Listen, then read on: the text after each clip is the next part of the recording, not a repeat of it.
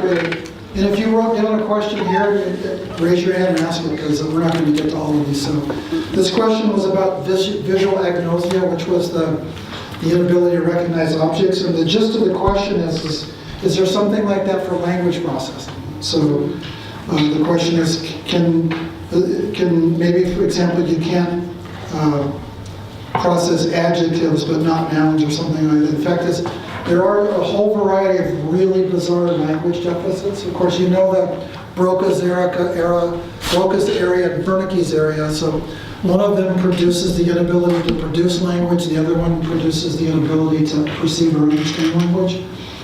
But even in the Broca's area, there are subregions where certain kinds of language processing can go away. Like you have trouble with action verbs, for example. There are weird reports like that. In keeping with this idea that different parts of the brain are there to do particular specific things. So there's some part of your Broca's area that cares about action verbs for something. You need it for action verbs. So. Sounds like the word I want, but it's wrong. Like at Christmas, I kept saying I wanted marshmallows, but I kept saying mushrooms. And like 4 people in my family were screaming at me, going, "Why are you putting mushrooms on that?" I said, "I'm not. I'm putting marshmallows." They said, "Well, quit saying mushrooms." So we word selection. Right. So we saw the movie about the woman with cerebellar damage, and talked about how it was important for controlling learning the accuracy of movements.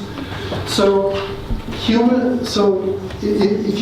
you make a plot where on the x-axis it's the size of the animal, on the y-axis it's the size of the cerebellum, it's almost linear. Bigger animals have bigger cerebellum.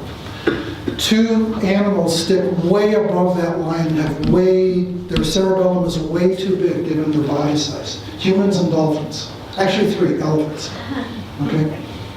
And the idea, and so we have this huge lateral expansion in the human cerebellum that just makes it too big for how big we are. And what we don't know a lot about it, but what we know is that one of the things that it's busy doing is word selection. So the classic experiment is you put somebody in that magnet and you can measure parts of the brain that are active. And you do a word selection task where the idea is they read a sentence and the sentence stops when it's time to pick the verb. And then they take that snapshot of brain activity when they're doing that. And these lateral parts of the cerebellum are super active. And in fact, it's not uncommon unfortunately, a common young brain problem is tumors in the posterior cranial fossa, which is next to the cerebellum. They have to treat them very aggressively with radiation because lots of things can go wrong back there. And often that radiation damages the cerebellum, and the kids will go mute. Even if they're already speaking, they'll go mute for a few years. So we know that even though a lot of the cerebellum is about movement, making movements accurate, the lateral parts of the cerebellum in ways that we understand way less well are important for generating language and picking the right word to come next. And presumably, my lateral cerebellum is busy right now picking words as I go here. And it's had a bad day. I've picked a bunch of wrong words. So, anybody else? I was curious in terms of brain damage and how it helps us understand the brain. I've heard of the split brain experiments. And great question. I was curious about your thoughts on it. Really fascinating question. She asked about split brain patients. And so what that is that you have 2 hemispheres of the brain, and they talk to each other through a series of axons. And you have this gigantic highway running between the 2 hemispheres of your brain called the corpus callosum. And one of the ways to control bad epilepsy is that patients have had that severed, where you literally split the brain. The left side of the brain doesn't talk to the right side of the brain. And you wouldn't really notice too much about that person post-surgery, but then you play around and do some really clever experiments, you find that here's an example truly where this person's mind is 2 minds sort of doing their own thing together. So for example, in most of us, language processing is on the left side. And so if you present stimuli so that visual stimuli so that it has to be processed by the left side, they can say, oh, you showed me the word Tuesday. But if you put now you show it on the other side of the visual field, so that talks to the other side of the brain. They can't tell you the word that they just saw. They can write it down for you, but they can't tell it to you because that's the other side of the brain. Right? And so to a degree, our brains are lateralized. The left side's doing slightly different things than the right side. This whole thing with left-brained people and right-brained people, no neuroscientist takes that seriously. But it is true that different things are going on, and these people with split brains, if they can see things with both eyes and they can kind of experience the world, then both sides of their brain are finding out about things and they can kind of act normally. But if you feed them information that's only talking to the left side or the right side, you can see some crazy things happen, making you realize that one side of the brain is a completely separate mind from the other side. That's not true in us because we have this gigantic corpus callosum highway. Where were you? You're supposed to be the first question. Okay, let's do it.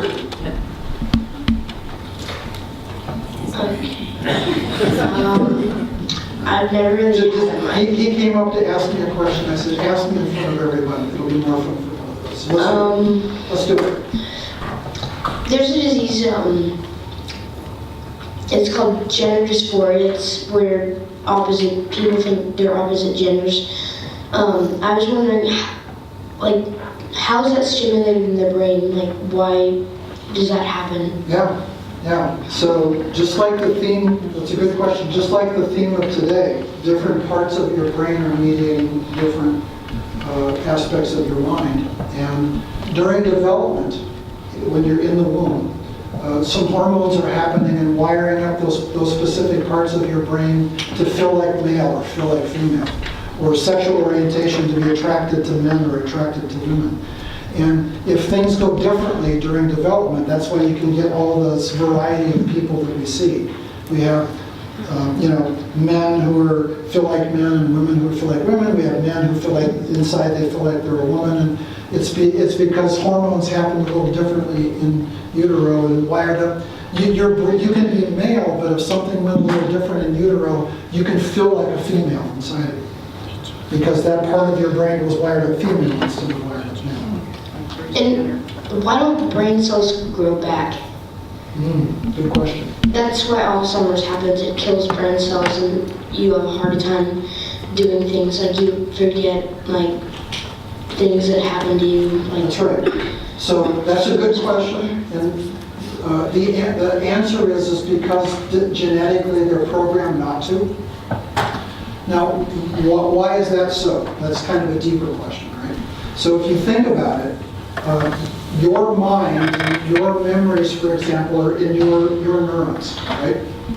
And the very first brainstorms we did, I talked about memory and changing trillions of synapses, and your mind is that particular interesting pattern of stronger and weaker synapses that you have and other people don't, okay? So now we kill some neurons die in your brain and we're going to make them grow back. But now you're not you. Exactly, right? You could recover some function, but if those neurons mediated memories, for example, you could learn again, but you wouldn't have your old memories. And so one answer is that it's not useful, and it's not as useful as it sounds, because if they grow back, you're like a different person now than you were before. In fact, if they grew back, then you need a bunch of learning to do things. If they grew back, you would be like an infant again and didn't know anything. Right? And so that might, in some sense, make it less useful, and maybe that's why they're genetically programmed to behave that way. They would also have to grow back and reconnect. And there's this amazing chemical symphony that happens as your brain's developing in utero, where chemicals tell neurons to go this way and connect here, and they don't connect here. And if you lost some neurons and then regrew them, that chemical symphony isn't happening, and so they wouldn't know where to go connect to. So that's another problem. Your typical neuron sitting right here sends wires out to talk to other places. So if it died and could grow back, it would have to know not only to grow back, but to connect to all those other places. And then when it connected, if it was about memories, then it would have to connect with the stronger or weaker synapse, depending on what your history would have said. So it may just not be worth it. It just wouldn't work to grow back because they still wouldn't work. So then that leads into the neurogenesis question. Yeah. Right, so like somebody has a stroke and they can't speak, but then eventually they regain some language, or, yeah. you know, it's like their brain's sort of reconnecting in other areas. Right, so the question was about neurogenesis and basically recovering function after a stroke and such. So I'm sorry to say there are a lot of misconceptions about this. And so the brain has a very limited capacity to rewire itself. So it's really not true that if this part of the brain is damaged, that this part of the brain could take over for it. Okay? The vast majority of time when we see somebody have a stroke and they're badly impaired and then over time they get quite a bit better, that's because several things are happening with the stroke. One thing is neurons die, and that's never going to come back. The other thing is there's a lot of swelling and inflammation and other chemical kind of things that happen. And neurons don't like to be pushed on. When you push on them, they go quiet. And so that swelling can make a whole part of your brain go quiet, as if it was dead. And so your symptoms are really bad in the beginning. Now as you recover and that swelling goes away, you start to recover the function from the neurons that were quiet because of swelling instead of quiet because they're dead. And so we often see that and say, oh wow, their brain is rewiring. But what's really happening is sleeping neurons are waking up. The dead neurons are dead, and there's a very limited capacity of the brain to make up for the fact that their sisters are dead. Ma'am? The technology like, the Cas9 and robotics and AI, do you think any of that's gonna, in the immediate future, 10 to 20 years, help us understand more of the functioning of our brains? So that's a topic near and dear to my heart. Like I said, I've done computer simulations for a long time. I want to do, we're going to talk a little bit. I'm going to invite you in a while to, you should always email us if you have suggestions for future topics for brainstorms. One of them that I want to do next season is called the artificial brain, about computers and brains and artificial intelligence. And I'm less interested in artificial intelligence than I am in building computer simulations of the brain. Number one, as a tool to figure out how it works.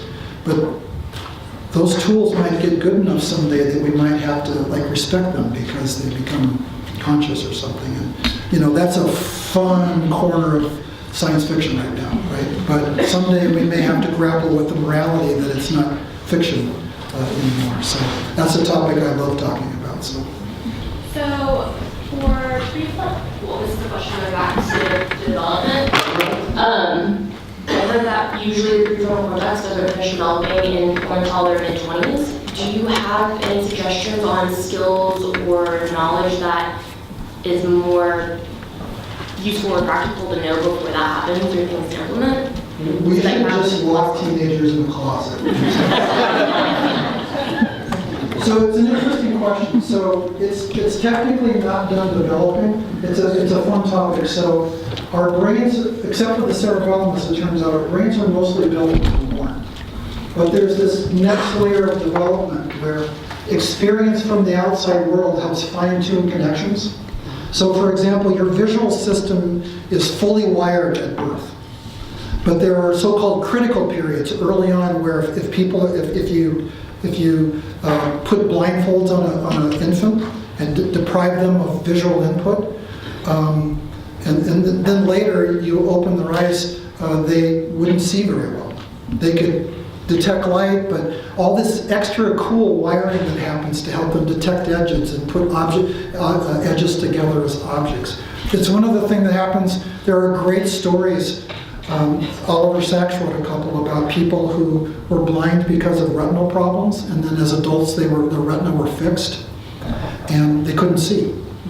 They would say, oh, just everything's bright, and it took a long time because to get better, and it never got great in part because there are these kind of magical postnatal developmental things happen where those parts of the brain are just wired up to say, I'm going to pay attention to my inputs and I'm going to improve from this.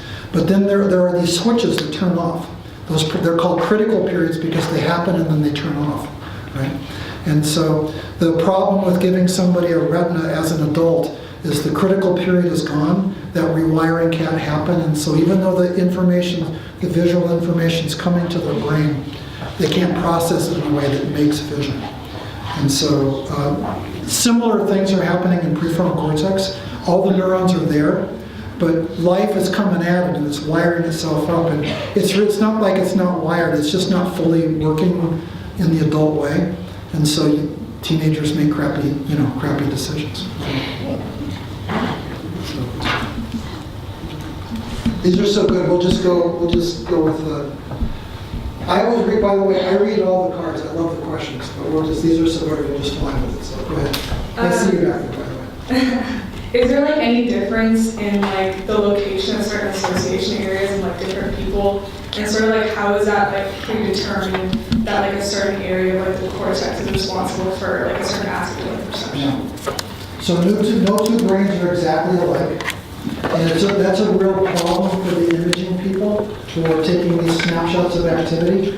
And they'd like to do it in 20 people and averages and everything. But it's an amazingly difficult mathematical thing. They have these programs that sort of morph everybody's brain. You know, yours is a little different from mine, so they'd have to bend yours here and bend mine there to average it. And, you know, there are all these canonical stories about Einstein, the spatial regioning part of the cortex is right next to some verbal part.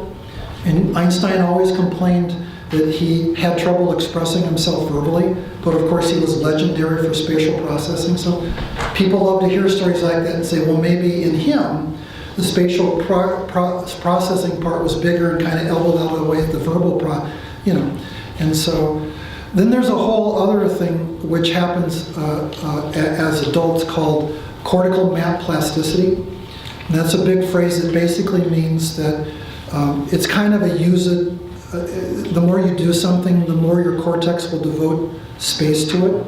So for example, my favorite example is MT, the motion, okay? So athletes, particularly athletes who have had to track balls like baseball players, if you measure them, they're way better than the rest of us at discriminating moving things. If you had some sort of way of measuring how well people can track visually moving objects, they're way better than we are. Like in 2000, I'm a big Astros fan. In 2005, when they were in the World Series, my wife, who had never been interested in baseball before, said, okay, I'm in, let's do this. So she said, explain, I played baseball in college, and so I was supposed to explain to her. So I'm trying to tell her, do you see how that curveball went this way? And she would say, no, I can't see that. And I thought she was just being blonde. She's blonde, I'm allowed to see that. Turns out, it took me a while to realize that I could see things that she couldn't. I had a better motion discriminating ability than her. So musicians can discriminate pitch and rhythms better than the rest of us. Why? Because if you do something enough, that part of your brain grows a little bit, but more importantly, grows in complexity. It's almost like resource allocation. Okay, look, if you're going to do this over and over again, we'll make that part of the brain a little more complicated, and then wow, you're better at it. Okay, and really, it's kind of magical.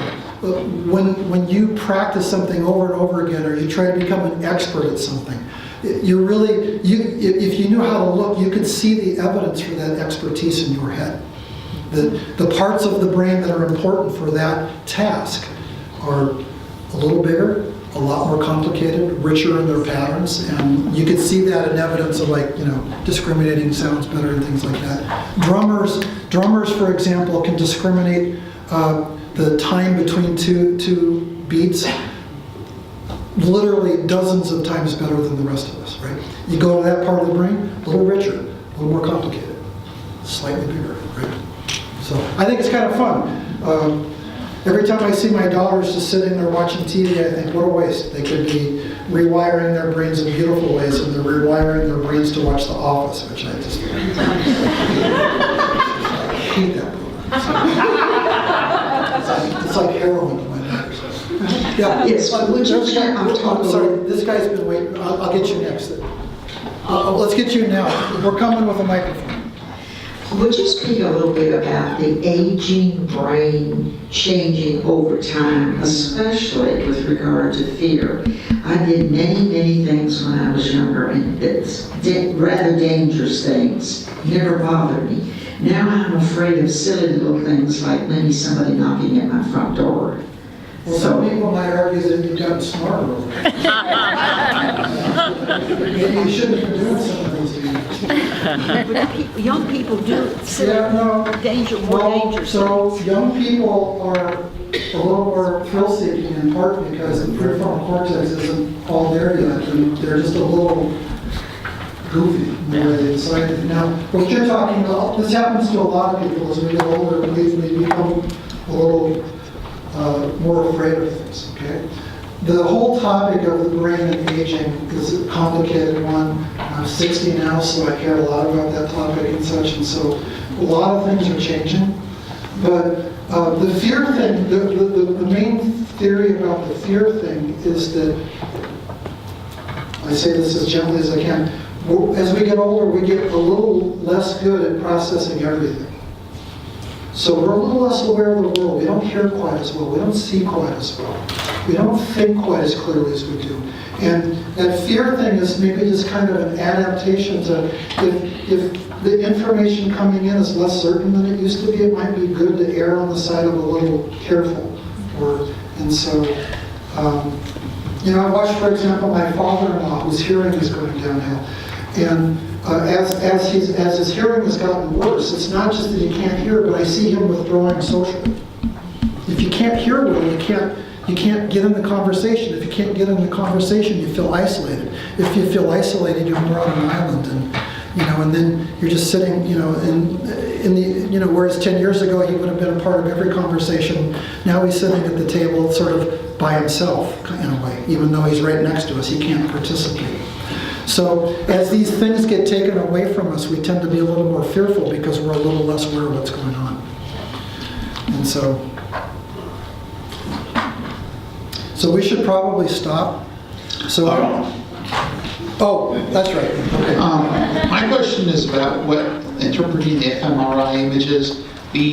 You're measuring oxygen uptake and or utilization. Oxygen level. Oxygen level. Yeah. Now, that oxygen is involved in metabolism, right? What portion of that metabolism is neuron, and what portion of that metabolism is the other tissues in the area? It's a good question. So, even neuroscientists mostly talk about neurons because it's sort of the computing business, but there's glia and astrocytes and all these supporting tissues, and they burn energy too. And they burn more energy when their neighborhood neurons are burning energy, and so they're contributing to that signal by using energy too, but in a way that doesn't do damage to the idea. That, if these guys are all neurons and they're busy, and I'm a glial cell, I'm busy too, so we're all using more energy. Okay, so let's stop here. Let me say a couple of things. I have your questions. I read them because it's a big part of what we get out of this. If you had a question on a card or were about to raise your hand that didn't get answered, email me. I try to answer every email. I'll try to answer your question. The only thing I'll tell you is I can't give you any clinical advice. I'm not a doctor, and I'm not allowed to help you diagnose anything. But if you got a neuroscience question, I will answer it. Okay? Because I know there were more questions than we had time.